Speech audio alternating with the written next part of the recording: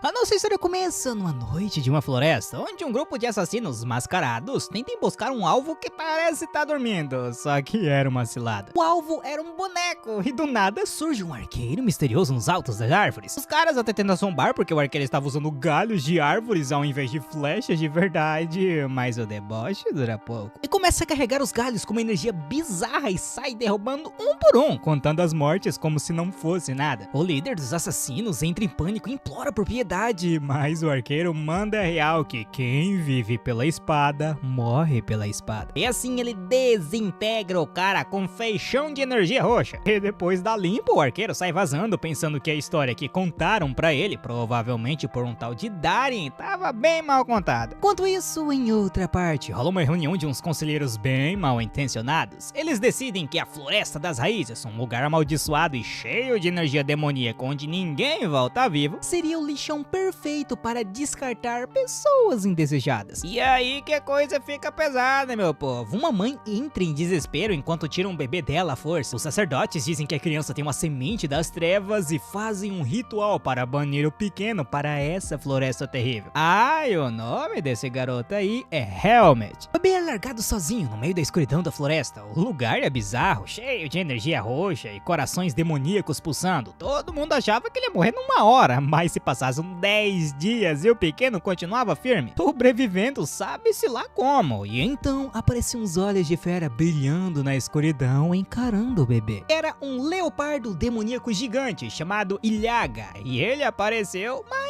ao invés de lanchar o bebezinho, ele resolveu adotar a criança. Assim temos um time skip de 10 anos e o Helmet agora é um pivete selvagem e ágil que caçava coelhos com uma lança improvisada. E ele, a Ilhaga, tem uma relação de pai e filho bem estranha. O leopardo ensina as manhas da floresta, como o esquema dos núcleos, umas esferas de energia que as feras comem pra ficar mais fortes. O Helmet até tenta comer uma, mas o Ilhaga dá um corretivo nele, avisando que se ele comer aquilo, ele vai virar um monstro e nunca mais poderia sair da floresta. Sim, no meio dessa discussão, a Ilhaga solta a bomba que tinha como sair daquela floresta. Ele conta que conheceu um humano muito forte há muito tempo, que sabia o caminho. O Helmet fica doido com a notícia, mesmo com o leopardo tentando desanimar o garoto, dizendo que o velho já deveria ter morrido, mas o Helmet não quer saber e parte em disparada para o leste, onde o tal humano vivia. E depois de correr muito, o Helmet encontra uma cabana protegida por uma cerca de madeira, algo impossível de ser feito por bichos, né? Mas assim que ele entra, ele é imobilizado num piscar de olhos por um senhor sinistro de olhos amarelos e máscara, chamado de Darien. E a recepção, obviamente, não foi das melhores, mas depois que o mal entendido passa, o Helmet abre o jogo. E ele queria cair fora daquela floresta, e o Ilhaga disse que o senhor ali sabia como. O Darien, que é o mesmo cara mencionado lá no começo da história, manda um papo bem reto e filosófico. Ele avisa que o mundo lá fora não é nada amigável e que os seres humanos, apesar de fisicamente fracos, podem ser extremamente cruéis e traiçoeiros. Bom, depois de descobrir que o Helmet foi jogado na floresta ainda bebê por causa da tal da semente das trevas, o Darien decide ajudar o garoto, mas ele já deixa avisado que mesmo lá fora, por causa daquela marca ali, muita gente vai querer a cabeça do Helmet. O moleque não é amarelo e ainda assim diz que vai sair de qualquer jeito. O Darien aceita, mas impõe uma condição: se o Helmet quer viver no mundo dos homens, ele precisa aprender a ser um humano. E como ele faz isso? Do jeito mais clássico possível. É faxina e tarefas domésticas. Ou, falei errado, doméstica. Limpar a casa, é isso. Ele bota o Helmet pra limpar a cabana, usar roupas que o garoto achava super apertadas e dormir em cama de palha. O Helmet reclama de tudo, mas vai acertando porque ele quer ficar forte. Mas não é só de faxina que vive o homem, ou também a mulher, tanto faz. Darien começa a ensinar as coisas práticas na floresta. Primeiro ele mostra como purificar as raízes demoníacas na água para torná-las comestíveis. O Helmet passa o dia inteiro carregando baldes de água e fazendo agachamentos infinitos sob o sol. Daí o Darien explica que para sair da floresta era preciso cruzar uma barreira mágica, mas o garoto ainda estava muito fraco para isso. E no meio de toda essa relação, a leoparda Ilhaga aparece para ver como é que tava o filhote dela e ela fica meio ensaiumada depois de ver o Helmet obedecendo Darien, já que ele nunca ouviu ela. Mas o clima fica triste quando o Helmet confirma que vai mesmo embora para o mundo dos humanos. anos. A Ilhaga, do jeito durão dela, vai embora torcendo secretamente para que ele tenha uma vida boa. Já o Darien fica de olho no moleque e ele percebe que por ter sobrevivido sozinho naquela floresta infernal, o Helmut é muito mais resistente que qualquer criança comum. O mestre conclui que o garoto tinha um talento absurdo que vai muito além da semente das trevas e que realmente valia a pena ensiná-lo. Assim, o dia termina com os dois sentados em volta da fogueira com o Helmut desmaiado de cansado, mas finalmente aprendendo a usar uma colher para comer um ensopado quentinho. Após ele se deliciar com o ensopado de verdade, ele quase chorou de tão bom, o Darien decide que era hora de parar de brincar de faxina. Ele manda o papo que humanos não têm garras e nem presas, então eles deveriam usar a cabeça e a espada. E pra mostrar que ele não tava de brincadeira, o Darien pega uma espada de madeira e com um único golpe ele racha uma rocha gigante ao meio, abrindo uma fenda no chão. E assim ele explica que o segredo ali é o Vis, uma energia oculta que os humanos têm, tipo uma energia das feras. O Helmut fica doido pra aprender, mas leva um chega pra lá do mestre que avisa que o corpo dele não aguentava esse poder ainda, então ele deveria sossegar o facho. E o treino vira rotina pesada. O Helmut acha que tava arrasando nos movimentos, mas o Darien vive dando uma paulada nele. O mestre explica uma lição valiosa, que não bastava copiar o movimento por fora. A diferença entre um golpe de mestre e um golpe de lenhador estava nos detalhes. A tensão dos músculos, o tremor dos dedos e o controle da mente. Darien queria que cada balanço da espada tenha um propósito e não seja apenas um cansaço à toa. E mesmo com o Prota sendo um moleque boca suja, o Darien percebe que o Helmut era especial, porque o Prota aprendia uma velocidade bizarra. Apesar de carregar a semente das trevas e ter sido criado por animais, ele é racional e muito focado. E o Darien finalmente aceitava ele dentro do seu coração como seu discípulo. Sim, o Darien libera o Prota pra descansar, dizendo que pausa também era treino, mas o Helmut é ligado no 220 e acha um tédio ficar parado. Daí ele vai à beira do rio e acaba encontrando sua antiga mãe adotiva, a Leopardo Yaga, que parece curiosa pra ver como o filhote humano estava mudando. Sim, o Helmut estava batendo um papo com a Leopardo Yaga, que comenta como o garoto cresceu rápido, igual uma noz que virou uma noz um pouco maior, brinca ela. No meio da conversa, a Yaga revela por que respeitava o mestre Darien, pois os humanos eram traiçoeiros, porque conseguiam esconder o seu poder, diferente das feras que exalam energia o tempo todo. Só que a bomba veio depois, tá? A Yaga leva o Helmut para algo que o Darien odiava, que era uma fazenda humana. O Helmut fica em choque ao ver os humanos, os escravos e guardas trabalhando para uma cobra gigante de 2 cabeças chamada Narro. E o cenário era de dar nó no estômago. Homens são chicoteados a forças a trabalhar até cair de exaustão. Mulheres e crianças são separadas e trancadas. E a Yaga explica a real bizarrice. A cobra Narro preferia comer carne de mulheres porque é mais macia, então ela mantém essa fazenda para criar pessoas crescerem antes de serem devoradas. E o líder dessa palhaçada é um humano